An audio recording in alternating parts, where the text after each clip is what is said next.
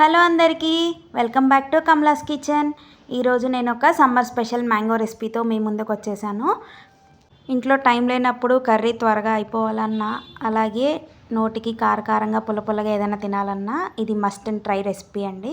ఒకసారి మీరు కూడా ట్రై చేయండి. దీనికోసం పులుపుగా ఉన్న ఒక మ్యాంగో తీసుకొని ఇలా పొడుగ్గా కట్ చేసుకోవాలి. మ్యాంగో ఉడికిన తర్వాత గుజ్జులాగా అయిపోతుంది కదా, అందుకని ఇలా పొడుగ్గా కట్ చేసుకొని ఒక 2 ఆనియన్స్ కూడా కట్ చేసుకొని పక్కన పెట్టుకోవాలి. స్టవ్ వెలిగించి దాని మీద బాండీ పెట్టి కొద్దిగా ఆయిల్ వేసి దాంట్లో పోపు వేసుకుందాము. కొద్దిగా మినప్పప్పు, ఆవాలు, కొంచెం జీలకర్ర, అలాగే 2 ఎండుమిర్చి.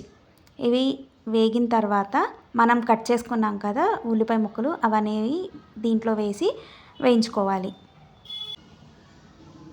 ఇవి వేగుతుండగానే కొద్దిగా పసుపు, అలాగే కొంచెం సాల్ట్ వేసుకొని వేగడానికి హెల్ప్ అవుతుంది.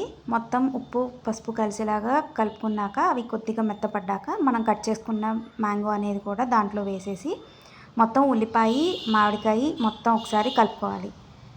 ఇవి మొత్తం బాగా కలిపిన తర్వాత మూత పెట్టేసి 10 మినిట్స్లో లో ఫ్లేమ్లో ఉంచాలి. 10 మినిట్స్ తర్వాత మామిడికాయ అనేది మగ్గిపోతుంది. తర్వాత ఉప్పు, అలాగే టేస్ట్ తగినంత కారం. మీరు కొంచెం స్పైసీగా తినాలి అనుకుంటే కనుక ఇంకొంచెం కారం అనేది యాడ్ చేసుకోవచ్చు. నేను ఇక్కడ 1.5 టీ స్పూన్ కారం యాడ్ చేశాను.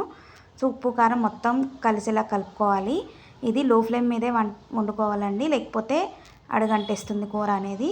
అంతే, ఒక 5 మినిట్స్ కలిపిన తర్వాత తీసి సర్వ్ చేసుకోవడమే. ఇది మనం బాక్స్లో పెట్టి స్టోర్ చేసుకుంటే మనకి 1 వీక్ టు 10 డేస్ దాకా నిల్వ ఉంటుంది.